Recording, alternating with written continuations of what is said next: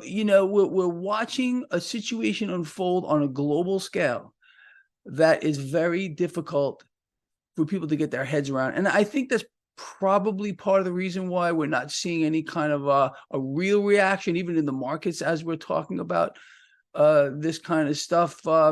Most people are just so disconnected from all this. Unfortunately, they feel like it doesn't affect their lives, but it does. Obviously, the global economy is in a lot of trouble. The consumer is getting crushed on a global scale. We're all dealing with inflationary pressures, runaway central banks colluding with puppet governments everywhere you want to look at. You know what I think is going to happen? I'm going to tell you what I think is going to happen, because we've seen this time and time again here. We're going to see a miracle occur. We're going to start to see all of a sudden bond yields dropping. Oh yeah, this is just perfect. We're probably going to see some more propping up of the stock market back on the back of that as well. Nothing would surprise me here. I don't believe that central banks are done propping up the system, keeping rates suppressed, regardless of what they throw at us. This debt downgrading should be a big deal. But as you can see, the market's negative right now. We have the 10-year yield here in the United States is at 4.06, I believe, last time I looked at it. We have the relative strength of the dollar stronger. It's the market is almost, seriously, even though the Dow is down triple digits as we're talking here, the market's almost shrugging it off. Again, we got the plunge protection team. The Federal Reserve buys the market. They do. I don't care what they may say. The fact that they tell us that they don't makes me believe that, of course, that they do. They do have a trading desk. That's a fact. New York Fed. So they need to prop this all up. I don't think they're done. I think we're going to see more distortions occur across the spectrum of asset classes. The debt market being the driver of this entire thing. It's just going to be more of the same until we're already seeing the effect of what central banks have been doing by soaring global inflation. The fact that we have eye-popping, this is not me, this is Market Watch, their headline yesterday, debt borrowing in this environment. It's not going to stop. It has to increase, as a matter of fact. It can't ever even remain static. This is what people don't understand for the most part, that just to sustain the now, we have to borrow more and more, exponentially more and more and more and more and more. It can't ever stop.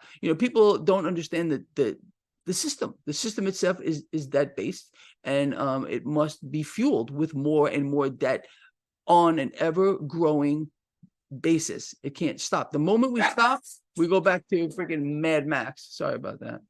Got my little pup over. He's mad. He's upset at what's going on. He can't even handle it. Now, but he's looking at the bond yields. He's like, "What's happening here?" Or he's like, "What's happening here? No. This shouldn't be going. I don't understand it. No, it's the truth. It looks a freak show. I've been saying this for the longest time. Nothing makes sense anymore. It doesn't. You can't look at this market from. Look, I'm an old school kind of old time guy, and I look at things, and my brain kind of reverts sometimes, unfortunately, to the way things should be. But we don't have a real market anymore. There's no asset class today, in my view, that has a real price discovery mechanism behind it, because of the unprecedented rigging of the debt market by central banks around the world who are coordinating this entire thing. It just doesn't make sense at all to an investor, to a trader, to anyone who has even the slightest understanding of this. But with regard to the Dixie or the dollar on a relative strength basis, it's going to remain the prettiest belt of all.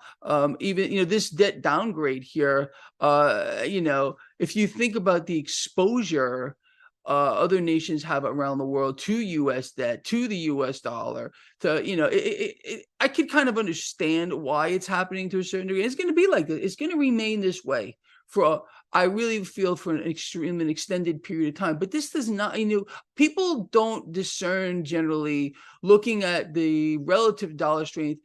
I like to look at it on an absolute strength basis. You can look at the relative or comparative strength, and again, the dollar is going to remain the prettiest belt of all. And then you got on the other side the absolute strength of not just the dollar, but of every fiat or central bank issued currency. They're all losing purchasing power here as the global debt expands, as central banks, literally, in my opinion, I've been saying this for 10 years, are deliberately killing their own currencies here. And we're seeing the side effects of it. I mean, you can't just create cash out of nothing. All central banks are doing this to buy assets and not have a side effect or an effect of it. It's a cause and effect like everything else is. But, people don't know this stuff. They have no idea of how the system works at all. So this is why they disconnect themselves. And I think when people are presented with, let's say, something that they feel is too complicated, or gives them a headache to think about it, they don't think about it. And this is why we're not having such an overwhelming response, I think. But it's going to come. And eventually, again, I'm going to tell people how I believe it's going to play out. And you probably understand it. Is we're going to get a meltdown here in the debt market at one point. Debt market is going to melt down. Yields are going to spike in an uncontrolled fashion. That's going to destroy global stock markets. And cash is just going to move. It's going to move into commodities. And I also believe into cryptocurrencies as well. It's going to look for places to go. It may go into things like artwork as well, musical instruments, classic cars. I mean, it's just going to look for places to go, and it is already. I mean, just looking at. I'm a old car enthusiast. Look at the prices of classic cars as of late. They have gone absolutely parabolic.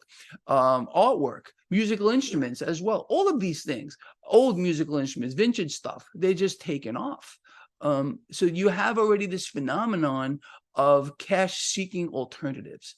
Unfortunately or fortunately, depending on how you want to look at it, you have the price of gold and silver here. Sorry about that again. You see, he's all angry. It's artificially suppressed. We all understand the game, how it's played. You have the paper derivative dictating the price of the hard asset. It's upside down.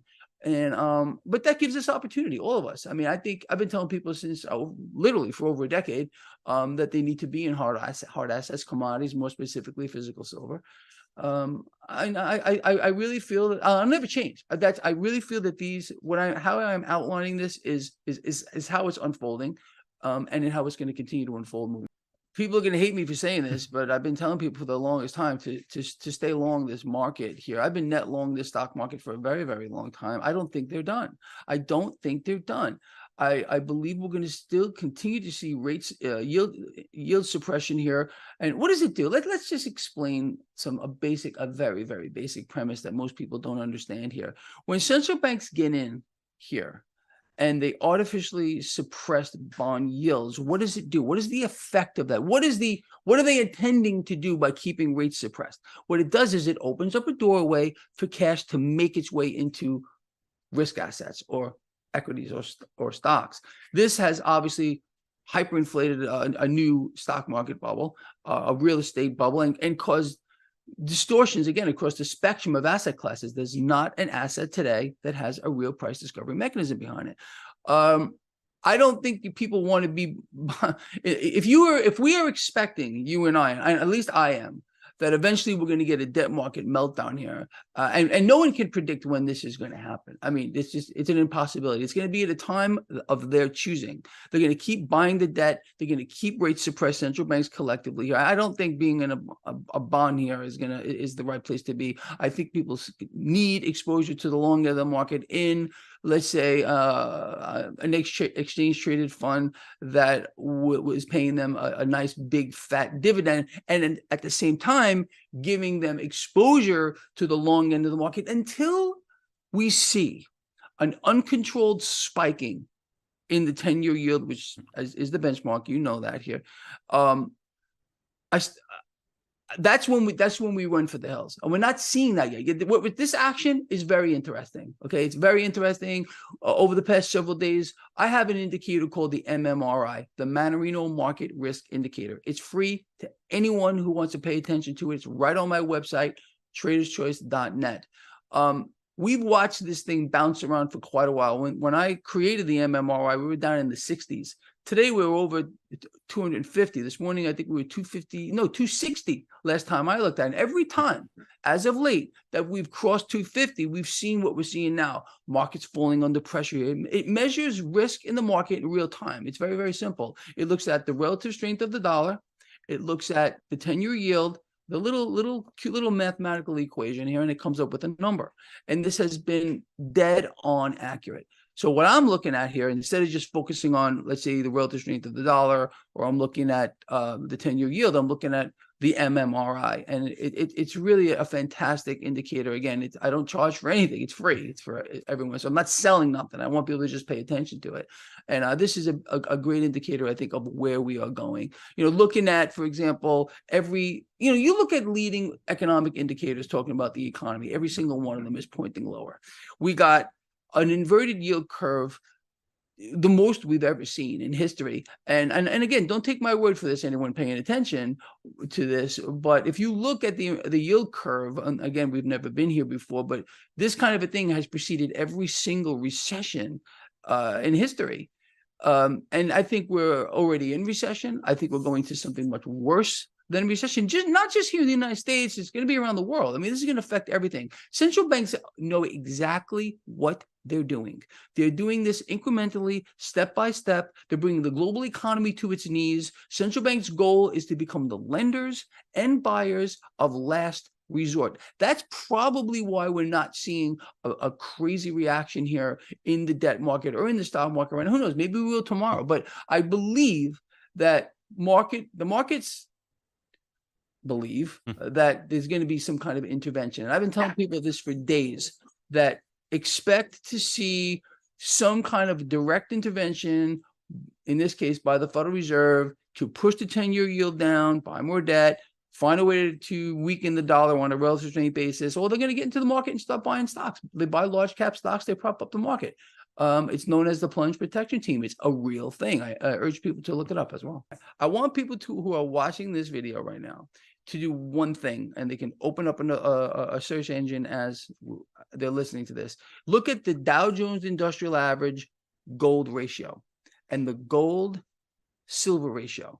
But by looking at these, you can see why I believe, and I've said this for now since forever, that silver is the most undervalued asset on the planet. So it's a pretty simple to understand. I believe eventually we're going to see a few things happen. We're going to see again a debt market meltdown, which is going to pressure equity markets around the world.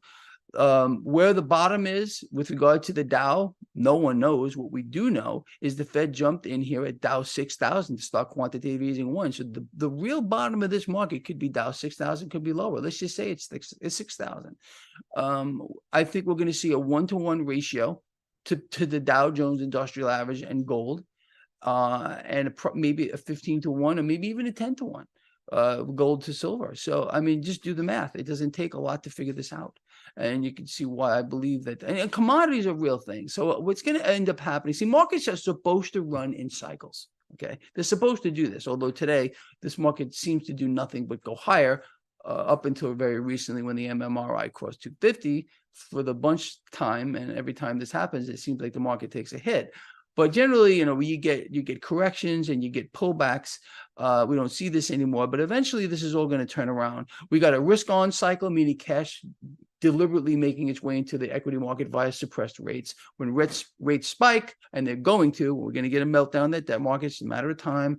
You're going to get the meltdown here. You're going to get cash bleeding out of the debt market, cash bleeding out of the stock market. It's just going to move. Cash does not fly away to money heaven. It doesn't grow little wings and fly away. It just moves from one set of assets into another. It's very simple to understand. And I believe we're going to see an ocean of cash make its way into commodities when all of this stuff melts down. And again, other assets, and we're starting to see that again with classic cars and classic instruments and artwork and stuff like that too. So it's just a matter of time. So right now, I think is just opportunity. You can look at all this stuff and say, oh my goodness, it's all doom and it's gloom, but it's really not. It's about opportunity. As we started the video off, it's about people taking action, but doing their own research too. Don't listen to a damn thing I'm saying without understanding it, doing your own research. And then if you come to the conclusion that, hey, Greg Mannarino is actually right, then you take action, of course. I mean, I don't want anyone to jump into anything they don't understand. That you have to understand what you're doing before you do it, quite obviously.